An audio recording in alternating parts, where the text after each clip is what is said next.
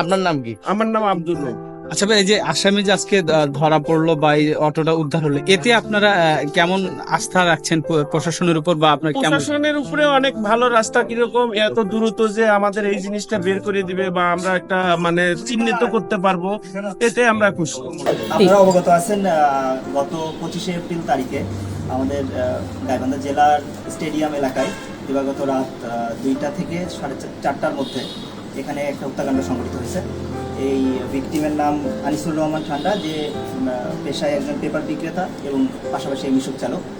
তিনি মিশুক চালানো অবস্থায় তার গাড়িতে একাধিক সন্ত্রাসীরা আক্রমণ করে তাকে ছিনতাইয়ের উদ্দেশ্যে। পরবর্তীতে তাকে সেখানে ছুরিকাঘাতে তিনি হত্যাকাণ্ডের শিকার হন। রংপুর মেডিকেল কলেজে পরবর্তী 25 তারিখ সকালবেলা তার মৃত্যুবরণ করে। তো এই ঘটনার পর থেকেই আসামি উদ্ধারে গাইবান্ধা জেলা পুলিশ এবং র্যাব 13-র যৌথ দল কার্যক্রম পরিচালনা করে যাচ্ছিলেন।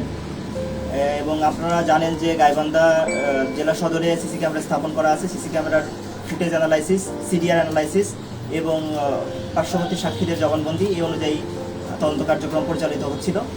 তো তারই পরিপ্রেক্ষিতে গতকাল রাত্রে আপনার র্যাব 13-র সহযোগিতায় গাইবান্ধা জেলা পুলিশের দল কবির আলমকে বদিয়াখালী এলাকা থেকে গ্রেপ্তার করে।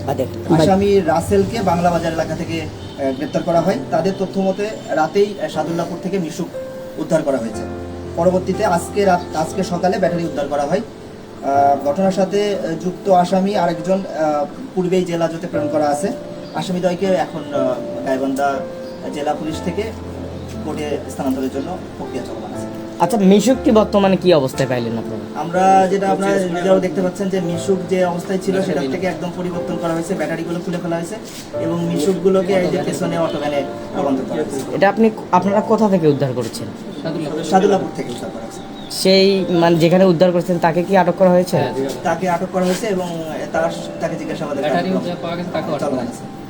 আচ্ছা, এই হত্যাকাণ্ডের সাথে কতজন সম্পৃক্ত রয়েছে, আপনারা কতজনের তালিকা পেয়েছেন? পর্যন্ত আমরা 3 জনের সম্পৃক্ততা পেয়েছি এবং পরবর্তীতে জিজ্ঞাসাবাদ শেষে নিশ্চিত আরো আমরা ঘটনার পুরো বিষয়টা জানতে পারবো। আটক করা হয়েছে কয়জন? 3জনকে আটক করা হয়েছে। মূল আসামিকে কি আটক করা হয়েছে? মূল আসামিকে আটক করা হয়েছে। নাম কি তার, একটু পরিচয় বলুন। কবির আলম এবং রাসেল। এনারা মূল কবির এবং রাসেল, তারা মূল কিলিং হত্যাকারী। তারা ভ্যান ভাড়া করেছে এবং তারা এই হত্যাকাণ্ডের সাথে সরাসরি যুক্ত ছিল।